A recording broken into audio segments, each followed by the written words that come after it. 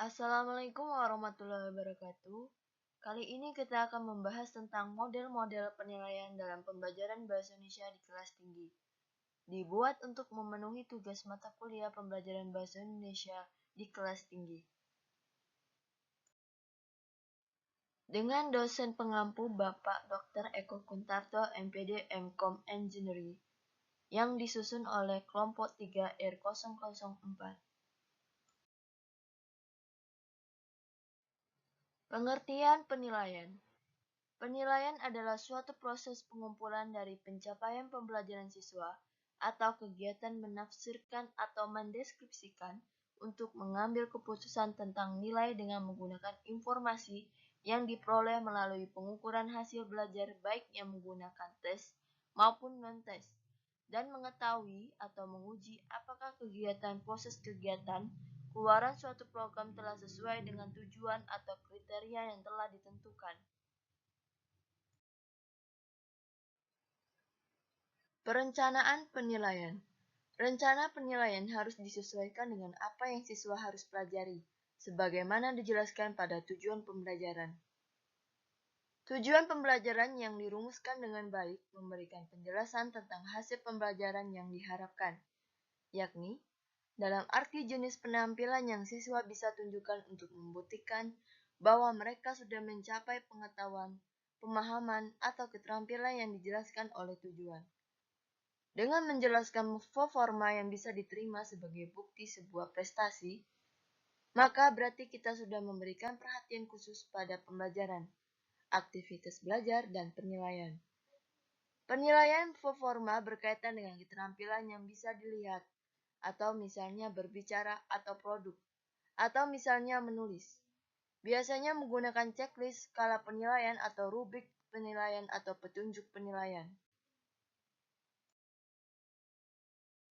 Hakikat penilaian. Metode penilaian sangat bervariasi, namun bisa dikelompokkan menjadi tes pilihan, tes isian, penilaian performa dengan jawaban terbatas atau penilaian performa dengan jawaban yang diperluas.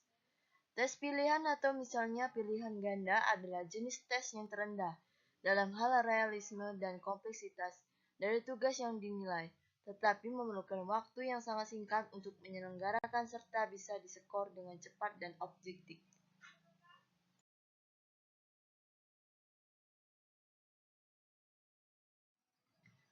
Tes isian, atau misalnya tes esai, merupakan jenis tes yang lebih tinggi dalam hal realisme dan kompleksitas tugas yang akan diukur, atau misalnya kemampuan untuk melacak asal-usul suatu peristiwa, kemampuan hakikat penilaian untuk mengintegrasikan, serta kemampuan untuk menyatakan gagasan. Daripada tes pilihan, namun tes semacam ini memerlukan waktu lebih lama untuk menerapkannya serta lebih sulit untuk diskor. Penilaian performa, baik yang memerlukan jawaban terbatas maupun jawaban yang diperluas, bisa dirancang dengan tingkat realisme yang tinggi, atau misalnya masalah-masalah dalam dunia nyata, yang difokuskan pada tugas-tugas belajar yang sangat kompleks. Namun, penilaian semacam ini memerlukan waktu yang sangat lama untuk menerapkannya, dan penilaiannya bersifat subjektif. Kebijakan penilaiannya yang bagus biasanya menggunakan metode yang paling efisien untuk menilai masing-masing hasil belajar yang diinginkan selama penilaian itu cocok. Tetapi jangan mengabaikan hasil belajar yang kompleks, hanya karena metode penilaian memerlukan waktu lebih lama untuk menyelenggarakannya dan lebih sulit untuk diskor atau dinilai. Hasil penilaian bisa diinterpretasikan dengan cara membandingkan performa siswa dengan performa siswa lainnya, atau dengan menjelaskan performa siswa tentang seperangkat tugas yang didefinisikan dengan jelas. Penilaian efektif memerlukan yang pertama konsep yang jelas tentang hasil belajar yang diharapkan, yang kedua berbagai prosedur penilaian yang sesuai dengan pembelajaran, yang ketiga sampel tugas yang cukup, yang keempat prosedur yang adil untuk setiap orang, yang kelima kriteria untuk menilai keberhasilan, yang keenam umpan balik yang tepat waktu dan rinci terhadap siswa, yang ketujuh sistem pengambilan nilai akhir dan sistem pelaporan yang sesuai dengan program penilaian. Interpretasi acuan kriteria. terutama sekali penting untuk penggunaan hasil penilaian dalam pembelajaran, tetapi interpretasi acuan norma mungkin sangat diperlukan untuk pemilihan dan pengompakan keputusan. Merancang tes esai. Bentuk tes dapat dibedakan menjadi dua macam. Yang pertama, tes tertulis. Tes tertulis adalah sekumpulan item pertanyaan atau pernyataan yang dirancang baik oleh guru maupun evaluator secara sistematis guna memperoleh informasi tentang siswa. Yang kedua, tes lisan. Tes lisan merupakan sekumpulan butir pertanyaan atau pernyataan yang disusun secara terencana diberikan oleh seorang guru kepada para siswanya tanpa melalui media tulis. Cara mengkonstruksi tes esai. Bentuk pertanyaan atau butir tes esai dapat dikonstruksi dengan menggunakan kata bantu pertanyaan tertentu yang mengandung unsur singkatan 4W 1H, yakni where, di mana, who siapa, what apa, why mengapa, dan how bagaimana. Di samping itu, pertanyaan esai direncanakan secara sistematis untuk mendorong para siswa agar memiliki kemampuan untuk mengekspresikan gagasan mereka dengan menggunakan bahasa atau kata-kata mereka sendiri, menggunakan informasi dari pengetahuan mereka sendiri, kemudian menuangkannya secara bebas dalam lembaran jawaban yang ada. Berkaitan dengan tes esai ini, ada 5 hal yang perlu diperhatikan oleh setiap guru atau pembuat naskah soal tes esai. Yang pertama, merancang tes esai. Yang kedua, menginterpretasikan data. Yang ketiga, kelebihan dan kelemahan tes esai. Yang keempat, menyekor tes esai dan mengatasi kelemahannya.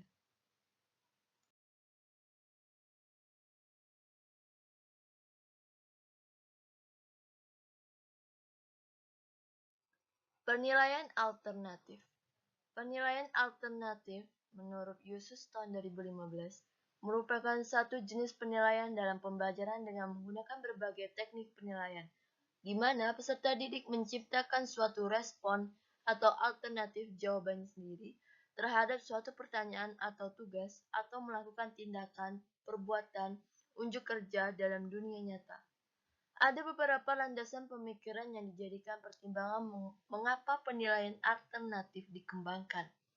Antara lain, terdapat beberapa landasan yaitu kelemahan testing, akurat, teliti, dan tepat, akuntabilitas, autentik, menyediakan informasi komprehensif bagi guru, dan menyediakan kesempatan untuk menilai proses dan produk. Teknik-teknik yang digunakan dalam penilaian alternatif. Banyak teknik yang dapat digunakan dalam penilaian alternatif sesuai dengan bentuk proses pembelajaran yang dipilih guru, sehingga informasi yang dikumpulkan valid dan reliable, serta benar-benar menggambarkan kondisi peserta didik yang sesungguhnya.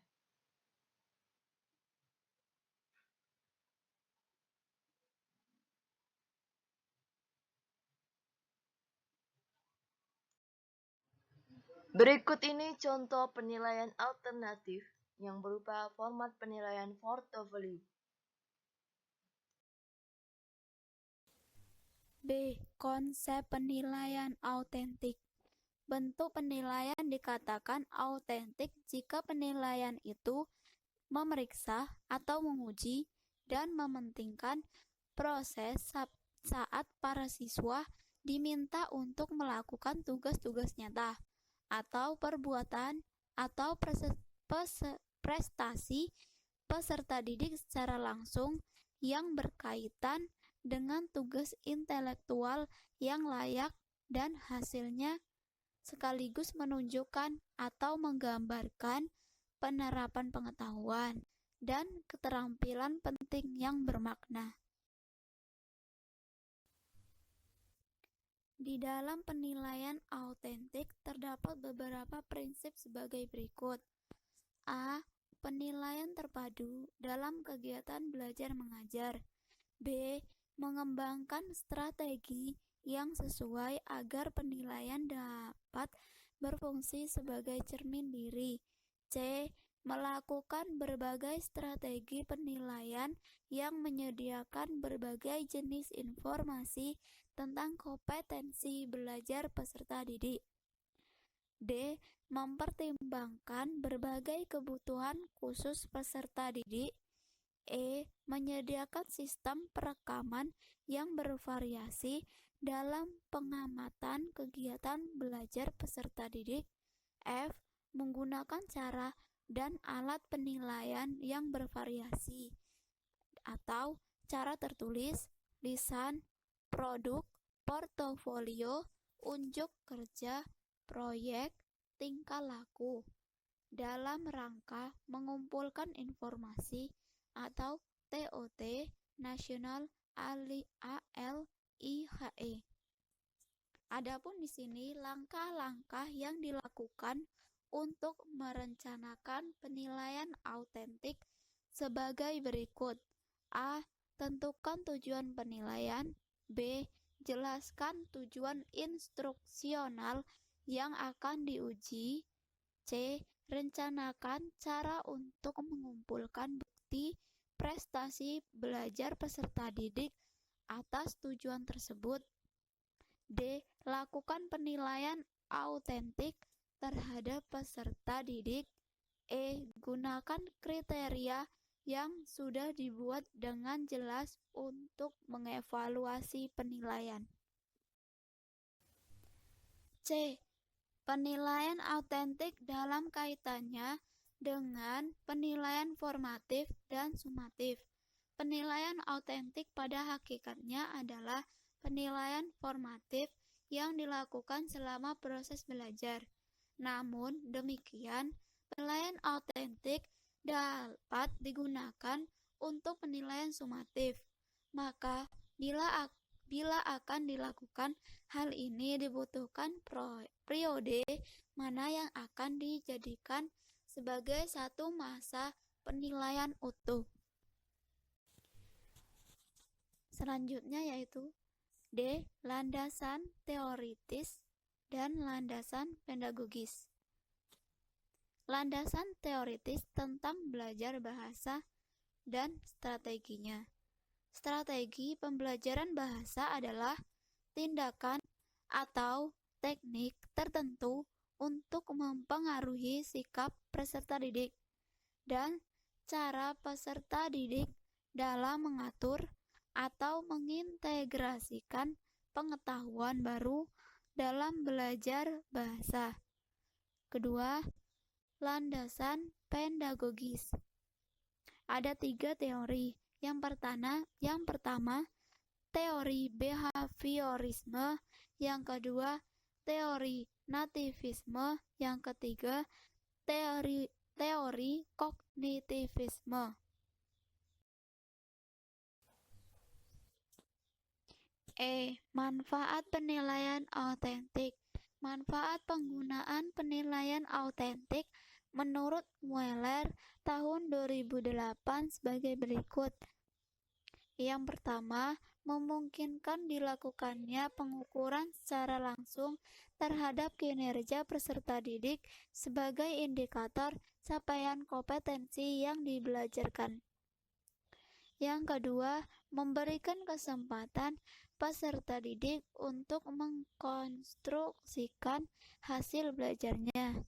Yang ketiga, memungkinkan terintegrasikannya kegiatan pengajaran, belajar, dan penilaian menjadi satu paket kegiatan yang terpadu sehingga saat peserta didik dihadapkan pada satu topik, peserta didik juga diminta untuk berunjuk kerja mempraktikannya dalam sebuah situasi konkret yang sengaja diciptakan.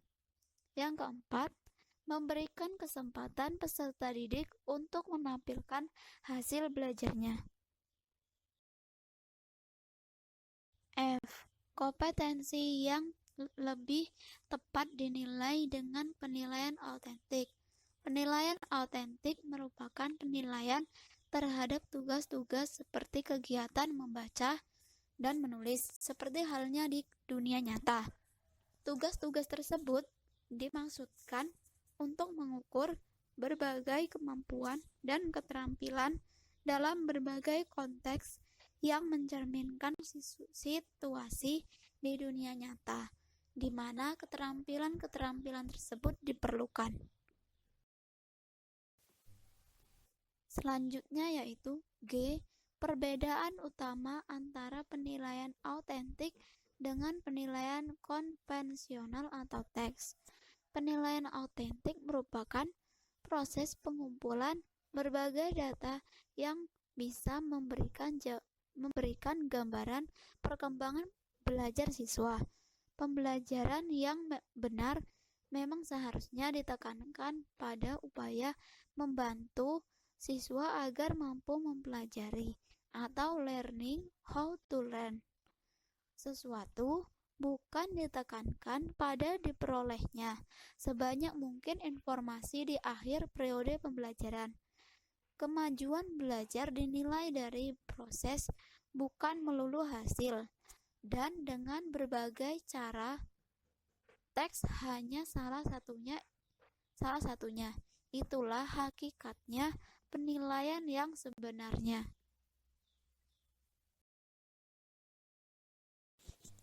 Selanjutnya yaitu teknik yang digunakan dalam penilaian autentik. Yang pertama, penilaian kinerja.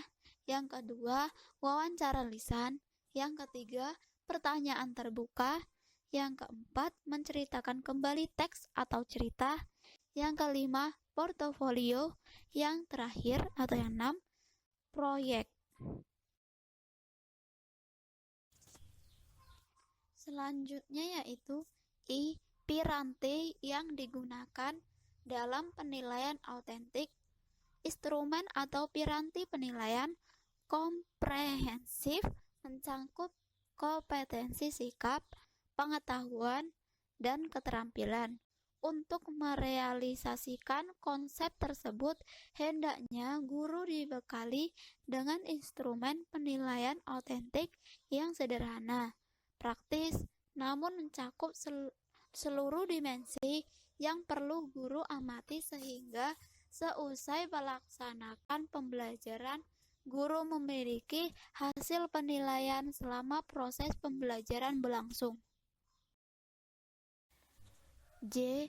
Rubrik penilaian. Penilaian autentik menggunakan pendekatan penilaian acuan kriteria untuk menentukan nilai capaian subjek didik. Dengan demikian, nilai seorang pembelajar ditentukan seberapa tinggi kinerja ditampilkannya secara nyata yang menunjukkan tingkat capaian kompetensi yang dipelajarkan.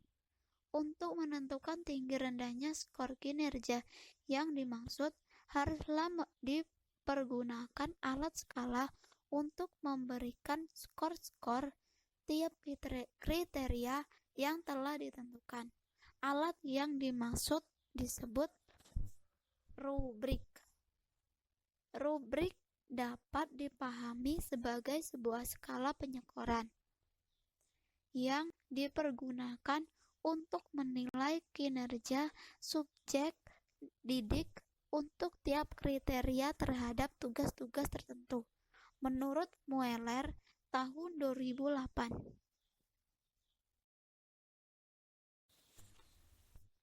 K. Contoh penilaian autentik dalam salah satu keterampilan berbahasa. Penggunaan portofolio sebagai salah satu model penilaian hasil belajar. Bahasa dan sastra cocok digunakan dalam penilaian autentik. Karena dengan cara ini, mahasiswa atau siswa dipaksa atau terpaksa harus membuat karya tulis. Penilaian model portofolio juga menjamin memberikan data autentik tentang capaian kemampuan berbahasa.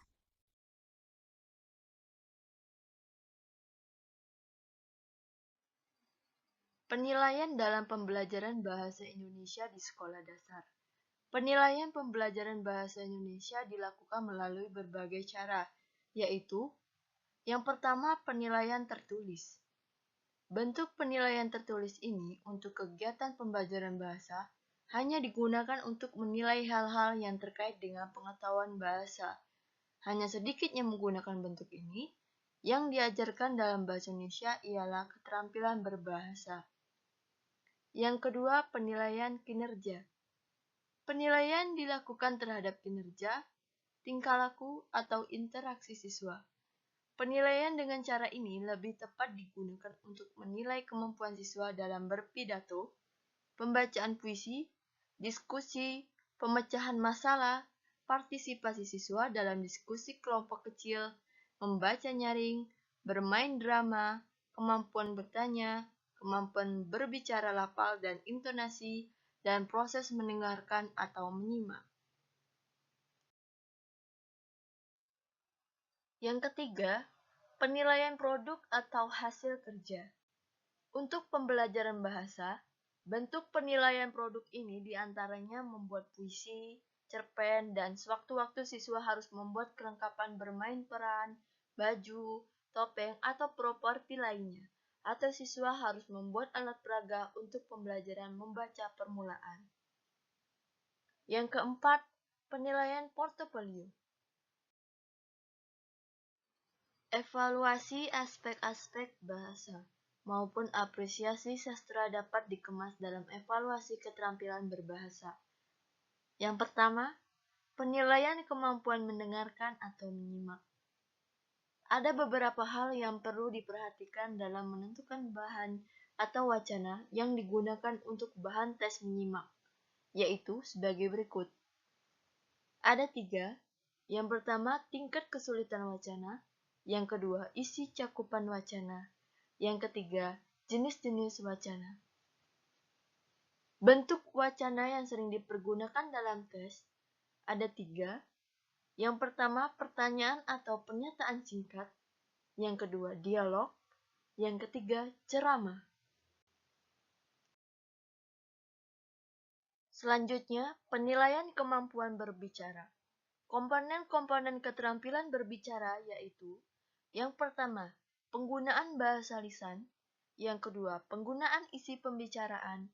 Yang ketiga, penguasaan teknik dan penampilan berbicara. Beberapa contoh bentuk teks berbicara menurut Nurgiantoro tahun 1988 dapat dilakukan melalui bentuk sebagai berikut. Yang pertama, pembicaraan berdasarkan gambar. Yang kedua, wawancara. Yang ketiga, bercerita. Yang keempat, berpidato. Yang kelima, berdiskusi. Selanjutnya, penilaian kemampuan membaca. Penilaian yang berfokus pada proses atau pada waktu siang membaca, menyangkut hal-hal sebagai berikut. Yang pertama, tingkah laku dalam membaca. Yang kedua, kesulitan menganalisis kata. Yang ketiga, kesulitan pemahaman.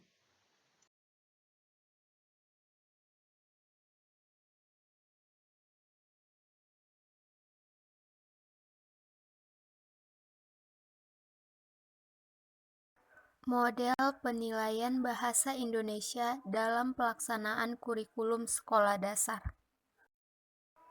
Model penilaian bahasa Indonesia dalam pelaksanaan kurikulum sekolah dasar berbeda dari sebelumnya, di mana perbedaan tersebut dimaksudkan agar para pelaksana memahami dalam menerapkan model penilaian di beberapa sekolah dasar di kabupaten atau kota yang berbeda.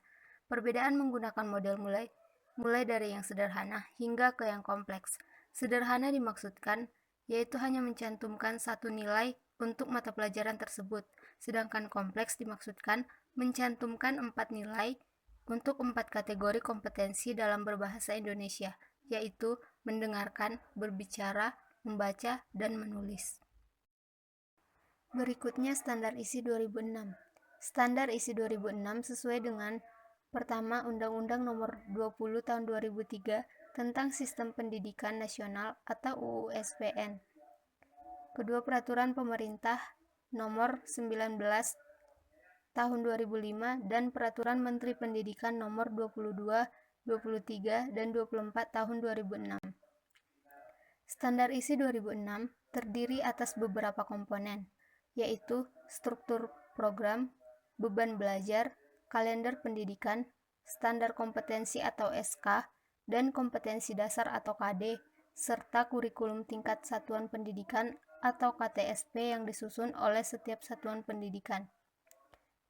KTSP sendiri terdiri atas beberapa komponen, antara lain silabus dan rencana pelaksanaan pembelajaran atau RPP.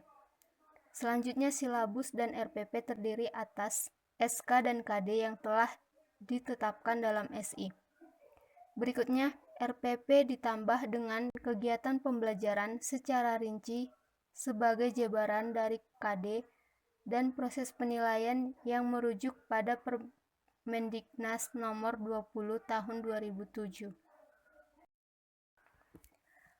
Kajian literatur dan pembahasan. Pendidikan adalah usaha sadar dan terencana untuk mewujudkan suasana belajar dan proses pembelajaran agar peserta didik secara aktif mengembangkan potensi dirinya untuk memiliki kekuatan spiritual keagamaan, pengendalian diri, kepribadian, kecerdasan, akhlak mulia, serta keterampilan yang diperlukan dirinya, masyarakat, bangsa, dan negara dalam UU SPN tahun 2003.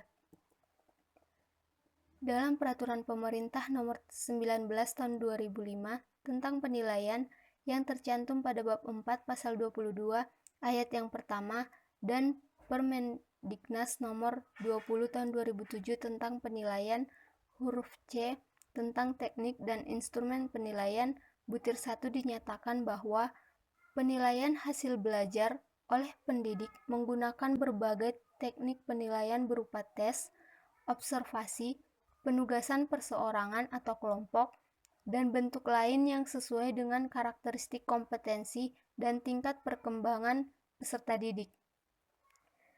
Teknik tes meliputi tes tertulis, tes lisan, dan tes praktik atau tes kinerja dalam butir 2. Dan teknik observasi atau pengamatan dilakukan selama pembelajaran berlangsung dan atau di luar kegiatan pembelajaran dalam butir 3. Berikutnya adalah kompetensi dalam standar isi atau SI. Kompetensi-kompetensi minimal yang ada dalam SI atau Permendiknas nomor 22 tahun 2006 yang harus dicapai peserta didik dalam lingkup pendidikan dasar dan menengah dipetakan oleh pemerintah dan dikategorikan berdasarkan satuan pendidikan, kelas, semester, mata pelajaran, SK, dan KD. Berikutnya jabaran standar isi. Dalam upaya mengembangkan SK, KD, dan SI dalam pembelajaran di kelas, sebaiknya menjabarkan secara sistematik. KTSP ini mencakup beberapa komponen termasuk silabus untuk semua mata pelajaran. Berikut adalah contoh silabus. Standar kompetensi. Yang pertama, mendengarkan. Mendengarkan penjelasan tentang petunjuk denah dan simbol daerah atau lambang korps. Kompetensi dasarnya yang pertama, 1.1 membuat gambar atau denah berdasarkan penjelasan yang didengar. 1.2 menjelaskan kembali secara lisan atau tulisan penjelasan tentang simbol daerah atau lambang korps. Standar kompetensi yang kedua yaitu berbicara. Mendeskripsikan secara lisan tempat sesuai denah dan petunjuk penggunaan suatu alat. Kompetensi dasarnya 2.1 mendeskripsikan tempat sesuai dengan denah atau gambar dengan kalimat yang runtut. 2.2 menjelaskan petunjuk penggunaan suatu alat dengan bahasa yang baik dan benar. Standar kompetensi yang ketiga yaitu membaca. Memahami teks agak panjang 150-200 kata, petunjuk pemakaian, maka makna kata dalam kamus atau ensiklopedia. Kompetensi dasar 3.1 menemukan pikiran pokok, teks agak panjang 150-200 kata dengan cara membaca sekilas. 3.2 melakukan sesuatu berdasarkan petunjuk pemakaian yang dibaca. 3.3 menemukan makna dan informasi secara tepat dalam kamus atau ensiklopedia melalui membaca memindai. Standar kompetensi yang keempat yaitu menulis. Mengungkapkan pikiran, perasaan, dan informasi secara tertulis dalam bentuk percakapan, petunjuk cerita, dan surat. Kompetensi dasar 4.1 melengkapi percakapan yang belum selesai dengan memperhatikan penggunaan ejaan dalam kurung tanda titik 2 dan tanda petik. 4.2 menulis petunjuk untuk melakukan sesuatu atau penjelasan tentang cara membuat sesuatu. 4.3 melengkapi bagian cerita yang hilang atau rumpang dengan menggunakan kata atau kalimat yang tepat sesuai sehingga menjadi cerita yang padu. 4.4 menulis surat untuk teman sebaya tentang pengalaman atau cita-cita dengan bahasa yang baik dan benar, dan memperhatikan penggunaan ejaan atau huruf besar, tanda titik, tanda koma, dan lain-lain. Selanjutnya adalah contoh RPP. Kompetensi dasarnya 1.1 membuat gambar atau denah berdasarkan penjelasan yang didengar. 2.1 mendeskripsikan tempat secara lisan sesuai dengan denah atau gambar dengan kalimat yang runtut. 3.2 melakukan sesuatu berdasarkan petunjuk pemakaian yang dibaca. 4.2 menulis petunjuk untuk melakukan sesuatu atau penjelasan tentang cara membuat sesuatu. Materi pembelajarannya yaitu denah suatu tempat. Kegiatan pembelajarannya pertama mendengarkan penjelasan tentang cara membaca denah. Yang kedua berpasangan berdialog secara lisan menceritakan tentang cara menuju ke suatu tempat yang ditentukan. Ketiga membaca beberapa teks tentang cara menuju ke beberapa tempat atau lokasi. Berikutnya menulis beberapa paragraf memberitahukan kepada teman satu kelas cara menuju ke suatu tempat. Indikatornya yang pertama mendeskripsikan secara lisan dan tulisan tentang denah. Yang kedua, memahami teks tertulis dengan menjawab beberapa pertanyaan yang diajukan. Penilaiannya tes lisan dan tertulis. Alokasi waktu, sumber dan bahan ajar, sekolah, buku bahasa Indonesia kelas 1. Berikutnya kegiatan pembelajaran. Pada tahap pelaksanaan, guru disarankan melaksanakan kegiatan pembelajaran dengan memberi kesempatan kepada peserta didik untuk terlibat aktif secara maksimal dan mengarah pada pencapaian kompetensi yang ditentukan. Berikutnya ilustrasi proyek cara belajar siswa aktif atau CBSA. Hasil penelitian tentang CBSA menunjukkan adanya keterlibatan peserta didik yang cukup tinggi dalam proses pembelajaran. Misalnya, untuk mata pelajaran bahasa Indonesia, guru menugaskan peserta didik untuk membentuk kelompok kecil dan mengamati tumbuhan yang ada di sekitar sekolah selama beberapa menit. Setelah itu, mereka dianjurkan membuat suatu sajak berdasarkan catatan pengamatan mereka. Kemudian, mereka membacakan sajak di depan kelas. Selanjutnya, peserta didik melaksanakan seminar mini di kelas mereka. Di antara mereka, ada yang menjadi penceramah, moderator, ada yang bertanya, dan menjawab pertanyaan. Kemudian diakhiri dengan peserta didik mewawancarai Bapak RT dan polisi pada waktu yang berbeda. Kemudian hasil wawancaranya ditulis secara baik, kemudian dilaporkan secara lisan di depan kelas. Proses penilaian. Pertama, tahap persiapan atau penyusunan kisi-kisi dan soal, pelaksanaan maupun perekaman hasil penilaian. Misalnya, pada tahap persiapan, pelaksanaan harus mempersiapkan berbagai instrumen penilaian. Yang kedua, tahap pelaksanaan. Untuk memberi nilai satu aspek, misalnya aspek kinerja peserta didik, guru dituntut untuk mengamati mereka satu persatu. Berikutnya keanekaragaman format rapot sekolah. hingga akhir tahun 2008 yang merancang buku rapor di daerah berbeda-beda dari satu daerah dengan daerah lainnya. Misalnya, di suatu provinsi, buku raport SD disusun oleh Dinas Pendidikan tingkat provinsi.